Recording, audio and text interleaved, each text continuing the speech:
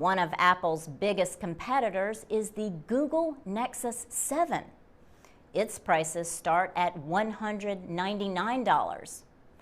Brian Tong says the Nexus 7 has more powerful hardware than the iPad mini, and it uses Google Maps.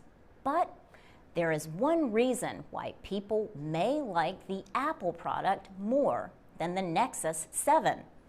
The iPad still has the largest group of high-quality apps. Elman Chacon is with the electronics store Best Buy. He says smart cameras are also popular.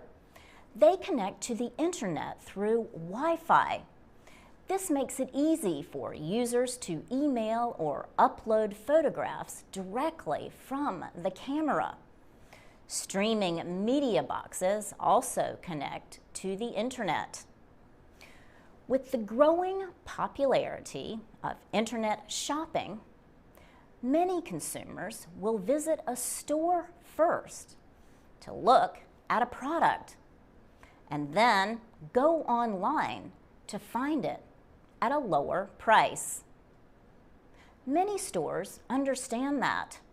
So, to keep customers, some stores offer to match lower prices that their customers find in other places within 30 days. For VOA Learning English, I'm Laurel Bowman. The VOA Special English Technology Report. America's video game industry was the winner in a decision by the United States Supreme Court. In late June, the justices rejected a law in California that banned the sale or rental of violent video games to people under 18. They said the 2005 law violated the free speech guarantee in the First Amendment to the Constitution. The vote was 7-2. The court decided that video games are a protected form of creative expression, like books, plays, and movies. Paul McGrail, Dean of the University of Dayton Law School in Ohio, says California did not see gaming that way. The state of California tried to argue that this was not speech. It was more of an activity because children interact and play with the video games, and so it's not traditional speech like a book or like a magazine. California lawmakers argued that violent games are especially harmful to children. But the court said they were no more harmful than the violence in other forms of media. Justice Antonin Scalia wrote the majority opinion. He pointed to the violence in fairy tales, like Snow White and Cinderella, and in cartoons. Professor McGrail says the court sees its job as only to decide what is and is not legally protected speech. We don't want to get the Supreme Court into making fine distinctions about what is better than others, because that will lead us down a slippery slope. Once you start deciding that, what's to stop the government from saying that, for example, Grimm's fairy tales themselves are too violent, or that particular books should be banned? In fact, from 1915 to 1952, the Supreme Court permitted censorship of movies for fear they could be used for evil. Today, the film and music industries have voluntary rating systems, and so does the video game industry. For example, extremely violent games are rated M for mature. These are meant for ages 17 and older. Only 5% of the more than 1,600 games rated last year were rated M. Still, Abby Holleran, a manager at a GameStop store in Maryland, says M-rated games like Call of Duty, Halo, and Fallout are the most popular games in the store. She says parents have to give their permission for children to buy M-rated games. But the majority of the time, when we tell them what's in it, they don't. For VOA Special English, I'm Mario Ritter.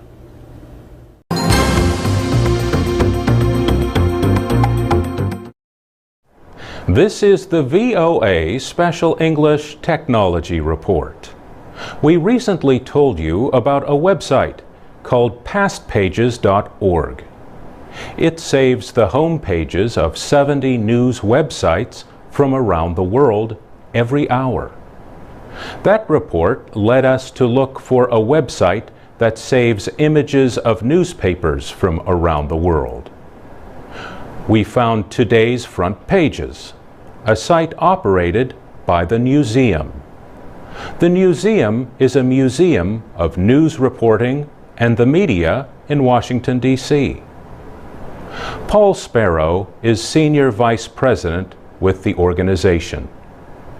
He says, one of the most interesting things about newspapers is that they are a snapshot in time. They capture a moment when the people working with a newspaper say, these are the most important stories affecting our community. Paul Sparrow says visitors to the Today's Front Pages website can choose to see all of its newspapers, or they can look only at newspapers from one area of the world, such as Asia, Africa, or South America.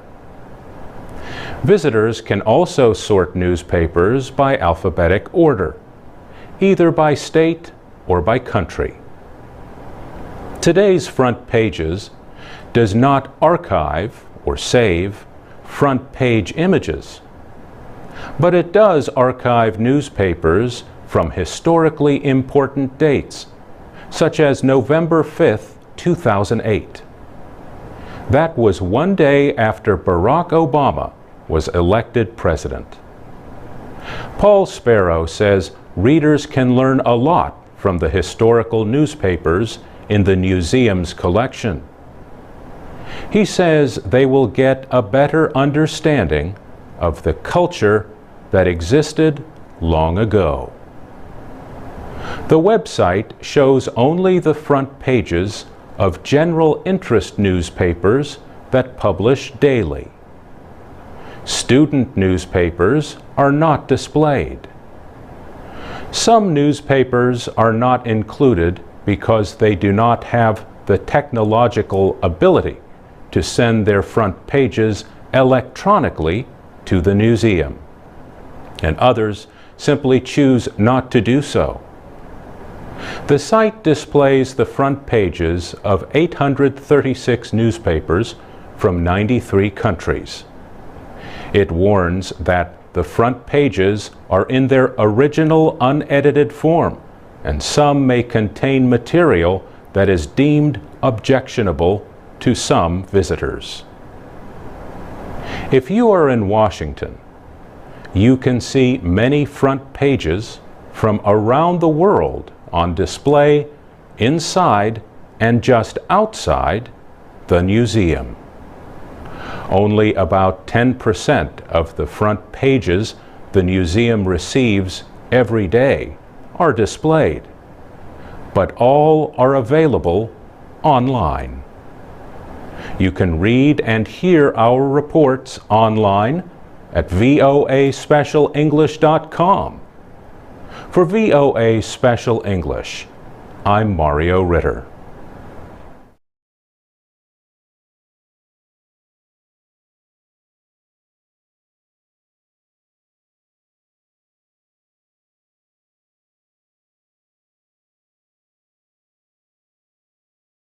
Villarreal with the VOA Special English Development Report. Week after week, we bring you stories about projects to improve lives in the developing world. Projects like banking by mobile phone, or low-cost lighting systems, or even a toilet bag that recycles itself into fertilizer. But for every success story, there are countless other projects that fail.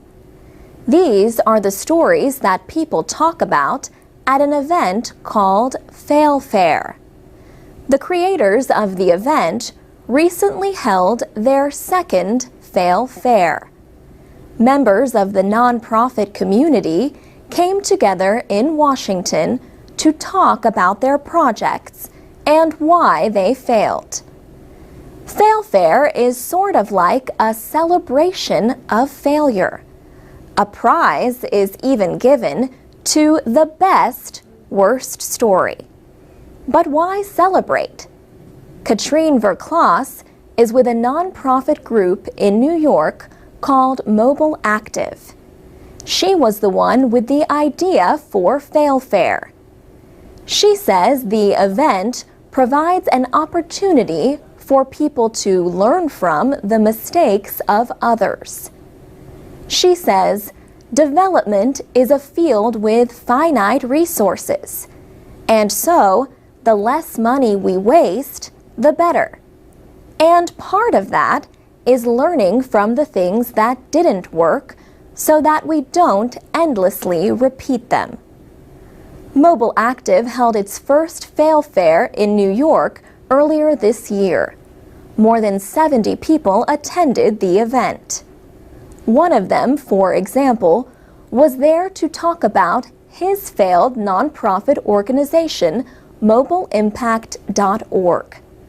Bradford Frost had hoped to recycle used cell phones and provide them to people in Africa. Katrine Verklas explained some of the problems with this project and others like it. She says it did not work at all because of the numbers of very inexpensive handsets in the countries. She says they call that Sweeto, stuff we don't want. Fail Fair takes place in a lighthearted social setting over food and drinks.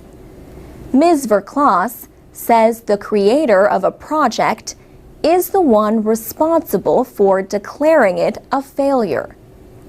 She says profit-making businesses talk more about failure than nonprofit organizations do.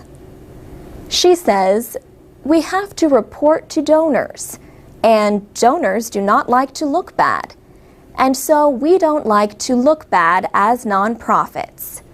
And so we have a tendency to highlight our successes and never talk about our failures. Katrine Verklas says she hopes Fail Fair will change this problem over time. She says members of the nonprofit community have been surprisingly open to her idea. For VOA Special English, I'm Alex Villarreal. Transcripts and MP3s of our reports are at voaspecialenglish.com.